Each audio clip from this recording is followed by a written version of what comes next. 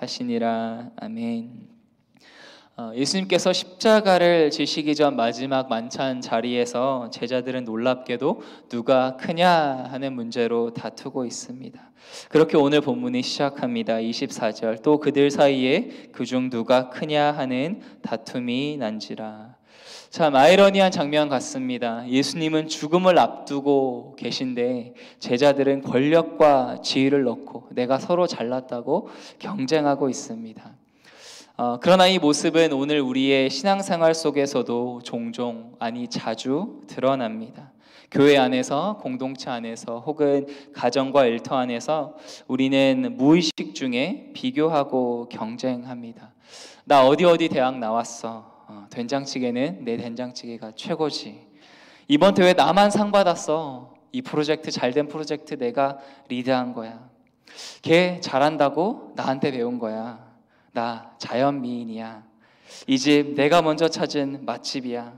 내가 아무리 못해도 걔보다는 잘하지. 우리는 은연중에 다른 사람과 비교하고 내가 저 사람보다 낫다는 것을 나타냅니다.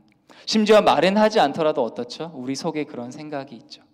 그러나 주님은 이런 제자들의 생각, 경쟁의 논리를 바로 잡으시면서 말씀하세요. 25절, 이방인의 임금들은 그들을 주관하며 그 집권자들은 은인이라 칭함을 받으나 너희는 그렇지 않을지니. 세상은 힘있고 사람들의 인정을 받는 사람을 위대한 자다, 대단한 사람이라고 부릅니다. 그러나 예수님은 정반대의 길을 말씀하세요. 26절, 너희 중에 큰 자는 젊은 자와 같고 다스리는 자는 섬기는 자와 같을지니라. 그리고 곧이어 이렇게 선언하십니다. 27절, 나는 너희 중에 섬기는 자로 왔노라. 마가복음 10장 45절은 예수님의 사명 선언문이죠. 인자가 온 것은 섬김을 받으려 함이 아니라 도리어 섬기려 하고 자기 목숨을 많은 사람의 대속물로 주려 함이니라. 예수님은 삶 전체로 이 말씀을 실천하셨습니다. 하늘 영광을 버리고 이 땅에 오신 이유도, 제자들의 발을 씻기신 것도, 십자가에서 자기 목숨을 내어주신 것도 모두 섬김이었죠. 저는 작년 선교 바자회 때 몇 가지 구입했는데 하나 구입한 것 중에 하나가 이렇게 후드티, 나이키 후드티인데요. We need leaders. 우리는 리더가 필요하다라는 게 적혀 있는 후드티였습니다. 글귀가 멋져서 샀는데 생각해 보게 되었어요. 우리는 리더가 필요한 거는 맞는데 어떤 리더가 필요한가? 이 세상에 정말 필요한 리더는 어떤 리더일까? 섬기는 리더라고 생각합니다. 하나님의 나라에서 위대한 사람은 섬기는 자라고 예수님이 분명하게 말씀하세요.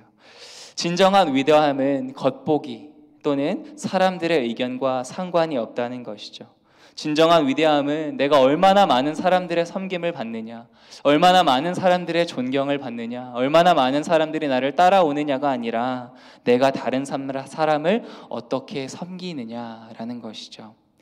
여러분은 인생의 마지막에 어떻게 기억되고 싶으신가요? 저는 장례식에 많이 가보지는 못했지만 장례식 갈 때마다 참 겸허해집니다. 세상적으로 저명한 사람들, 장례식에 많은 사람들이 오죠. 체면을 위해서라도 많은 사람들이 오게 됩니다. 하지만 유명하지 않더라도 많은 이들이 진심으로 슬퍼하고 그리워하는 사람들이 있죠. 그 사람이 바로 사랑의 섬김을 실천한 진정 위대한 자일 것입니다. 진정한 위대함은 예수님께서 몸소 보여주셨듯 섬김에서 옵니다. 저와 여러분도 예수님을 닮아서 섬김을 받기보다 섬기는 삶을 살기를 축복합니다. 제자들은 연약했습니다. 하지만 예수님은 그들을 포기하지 않으셨어요. 28절, 너희는 나의 모든 시험 중에 항상 나와 함께한 자들인즉. 한 번 더 읽을게요. 너희는 나의 모든 시험 중에 나와 항상 나와 함께한 자들인즉. 참 감동이 되는 말씀입니다. 우리는 복음서를 읽으며 어떻죠? 참 예수님의 뜻을 늘 헤아리지 못하고 넘어지고 연약하고 오늘 본문에도 나오듯 서로 싸우는 제자들의 모습을 보면서 한심하게 생각합니다. 정말 제자들 부족하다, 한심하다. 그런데 예수님 어떻죠? 그 제자들 부족한 거를 알면서도 주님은 그들의 부족함을 보시기보다 주님과 함께 걸어온 그들의 신실함을 기억하세요. 너희는 나의 모든 시험 중에 항상 나와 함께한 자들이다.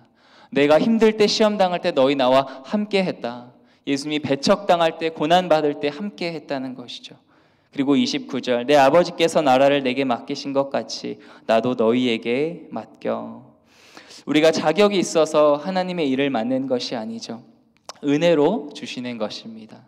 부족하지만 예수님과 함께한 자들에게, 예수님을 붙잡고 따라가는 자들에게 하나님은 하나님의 나라를 선물로 주십니다. 그래서 참 늘 넘어지고 연약하고 부족하더라도 그게 저와 여러분의 모습이잖아요. 오늘도 주님과 동행하기로 결단하는 저와 여러분 되시기를 축복합니다. 주님은 베드로를 향해 말씀하세요. 31절, 시몬아 시몬아 보라, 사탄이 너희를 밀가부르듯 하려고 요구하였으나. 사탄은 제자들을 무너뜨리려고 합니다. 우는 사자같이 우리를 삼키려고 한다. 베드로 사도가 이야기하잖아요. 그러나 예수님은 그 가운데서 믿음이 꺼지지 않도록 기도하셨습니다. 32절, 그러나 내가 너를 위하여 내 믿음이 떨어지지 않기를 기도하였노라. 그리고 이렇게 말씀하세요. 32절, 너는 돌이킨 후에 내 형제를 굳게 하라. 우리는 과거의 실패로 인해 좌절하고 합니다. 여러분, 과거에 내가 잘못한 것 또는 잘못한 말, 그걸로 인해서 좌절해 보신 경험이 있으신 줄로 생각됩니다. 그러나 때로는 과거의 실패가 그저 실패로 끝나는 것이 아니라 평생 내 발목을 잡기도 합니다. 오늘 또 내일 평생 그걸 생각나게 하고 좌절하게 하곤 합니다. 그러나 하나님은 과거의 실패를 다르게 바라보세요. 그저 과거의 실패로 바라보시는 것이 아니라 미래의 성공으로 과거를 재해석해 주세요. 이것이 은혜입니다. 주와 함께 오게도 죽는 데에도 갈 각오가 되어 있다, 준비가 되어 있다고 베드로는 예수님이 말씀하신 것처럼 닭 울기 전에 예수님을 3번 부인하게 되었습니다.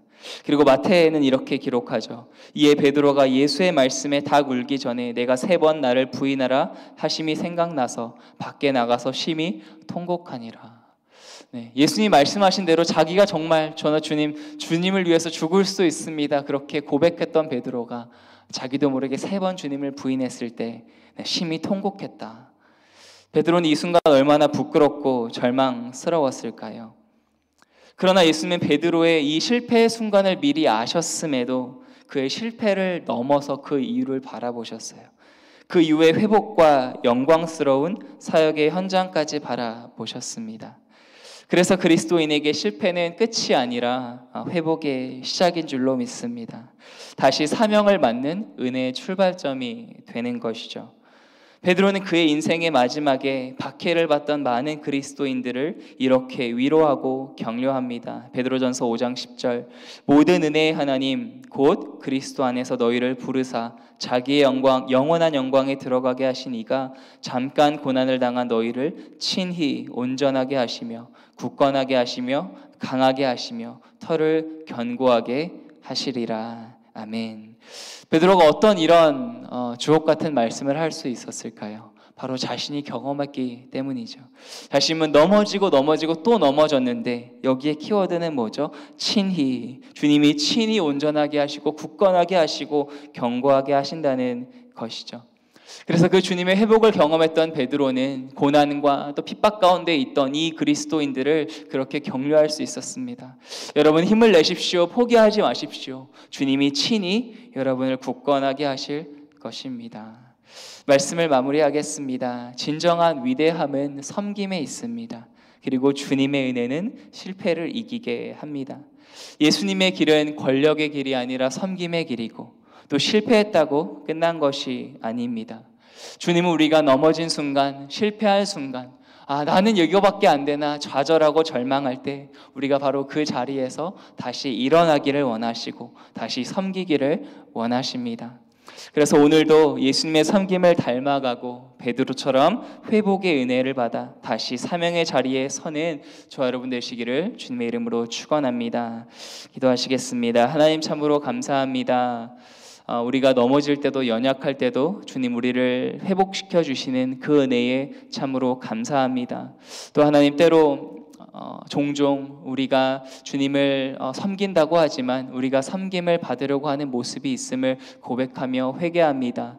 하나님, 우리에게 주님이 걸어가신 길, 걸어갈 수 있는 겸손함과 은혜를 허락하여 주셔서 오늘도 주님이 제자들을 발을 씻기시고 섬기신 것처럼 우리도 우리의 이웃들을 섬기며 예수님 닮은 삶을 살아갈 수 있도록 은혜 베풀어 주시옵소서.